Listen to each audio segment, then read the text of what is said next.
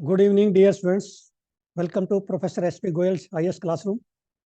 आज हम एग्रीकल्चर एक सीरीज का नया एक बहुत इंपॉर्टेंट जो कि हमारी जीडीपी को डायरेक्ट अफेक्ट करता है, एग्रीकल्चर का प्राइम सब्जेक्ट है रेन वाटर हार्वेस्टिंग।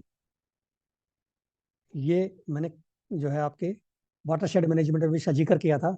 ये बहुत इंपॉर्टेंट टॉपिक है, बहुत सिंपल है, लेकिन जब आप लिखोगे सबको पता है क्या लिखना है, बट उसमें आपके 2-3 नंबर आएंगे जब आप लिखते हो 10 में से। और इस तरह से लिखोगे जैसे मैं बताऊंगा, उसमें आपके आएंगे 7 या 7.5 number. Rain water harvesting is included in GS paper 3 in your science agriculture.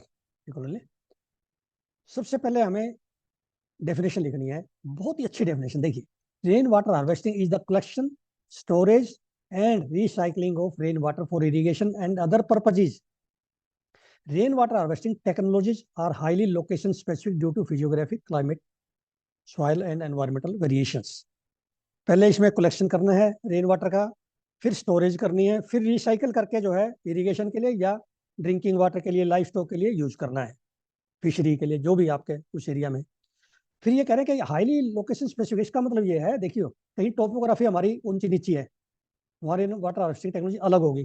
Climate अलग अलग है, कहीं बहुत बारिश आती है नॉर्थ ईस्टर्न में, कहीं कम आती है राजस्थान में।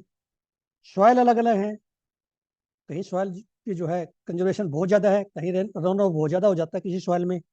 देन एनवायरमेंटल वेरिएशंस, मतलब कि कई बार मानसून जो है ना, कहीं पे बहुत ज्यादा आती है, कहीं पे कम आती है, किसी दिन बहुत ज्यादा बारिश हो जाती है, 150-200 mm बारिश हो जाती है, किसी दिन बारिश होती नहीं है। तो अलग अलग कंडीशन पे अलग अलग रेन वाटर हार्वेस्टिंग है। अब इसकी इंपॉर्टेंस क्या है, देखिए इंपॉर्टेंस क्यों इंपॉर्टेंट है, why is it important. In India rainfall distribution is highly variable, large amount of rainfall is received in short duration. This causes runoff losses and water scarcity during a long monsoon break. आप समझिए एक example से कि राजस्थान में कई बार flood आ जाती है, इतनी बारिश होती है कि मानसून में 2-3 दिन ऐसी बारिश होती है कि वो पानी जो है सारा के सारा बह के और सोल इरोजन हो जाता है। उसको कंजर्व करने की और रेन वाटर हार्वेस्टिंग की वहां पे सख्त जरूरत है, खासकर रेनफेड और ड्राईलैंड एरिया में।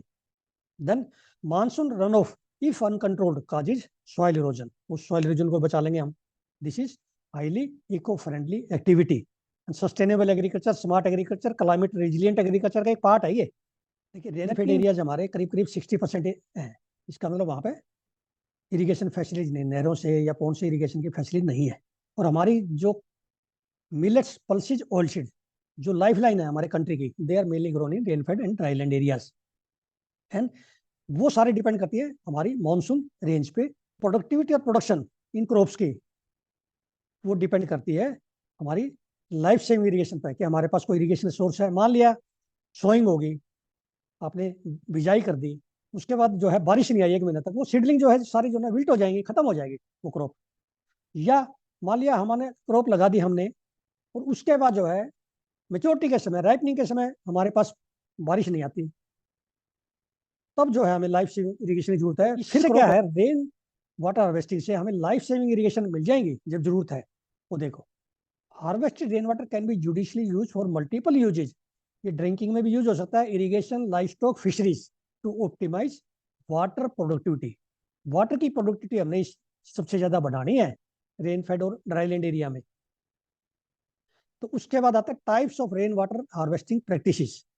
ये कितने कैसे कैसे कर सकते हैं, कौन कौन सी प्रैक्टिस है। एक तो इन सिटू है, कि भी जिस लैंड पे रेनफॉल का हर ड्रॉप पड़ रहा है ना, वो वहीं कंजर्व होना चाहिए, उसका रन ऑफ नहीं होना चाहिए। Every drop of water is to be conserved by agronomic और मैकेनिकल मेजर्स, जैसे मैं बताता हूँ ना, कंटूर फार्मिंग, ये जो है bunding. Then harvesting surface runoff from land surface and storage for later use. मतलब फिर सरफेस रन ऑफ है ना, मान लिया वो जो है कंजर्व नहीं होती, बहुत ज्यादा बारिश आ गई तो पानी आगे जाएगा, उसको हमने जो है फिर रेन वाटर हार्वेस्टिंग करनी है। Then third is rooftop water harvesting. Rooftop water harvesting is very important, इस पर सरकार बड़ा जोर दे रही है, खासकर नॉर्थ ईस्टर्न स्टेट्स में ये अच्छी है इस समय। देन इंडिजिनस प्रैक्टिस, कई बार प्रीलिमिनरी पूछ लेते हैं, ये हमें पता होना चाहिए। आपने जो है कलेक्टर लगना है, आपको थोड़ा सा लोकल प्रैक्टिस का पता होना चाहिए, देश में क्या है इरिगेशन की या वाटर की। देन नॉर्थ वेस्ट हिमालय में खाल्स एंड चार्ल्स कहते हैं उनको, ट्रेडिशनल स्ट्रक्चर्स है, ये सदियों से चला आ रहे हैं।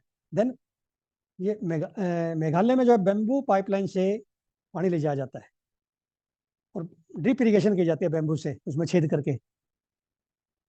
देन जैबो सिस्टम जो है नागालैंड का, Zabo system of farming through rain water harvesting is very popular. ये आपको प्रिलिमिनरी में कभी पूछ सकते हैं, Zabo system.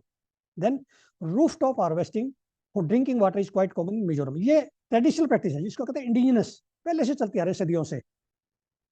Then arid and semi arid areas में, राजस्थान के जो एरिया है, गुजरात के एरिया है, मध्य प्रदेश के, वहां पर rain water harvesting structures, tanks, khadis and nadis are common. Nadis होते हैं पोन्ड्स।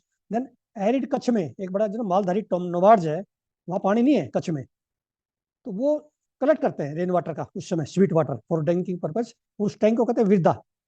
फिर ये विद्यार्थियों, इस सीरीज लाने का मेरा उद्देश्य है कि आपको साइंटिफिक लाइन पे एग्रीकल्चर के क्वेश्चंस का आंसर, मॉडल आंसर दिए जाए, ताकि आप 50 मार्क्स का जो आता है मेन में, वहां पे आपके 30-35 नंबर आने चाहिए।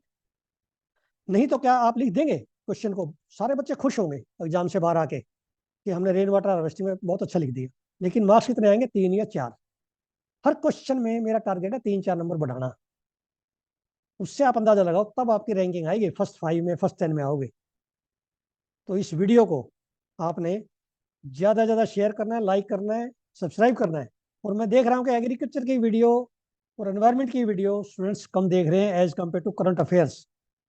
ये वीडियो भी इक्वली इंपॉर्टेंट है। Thank you very much.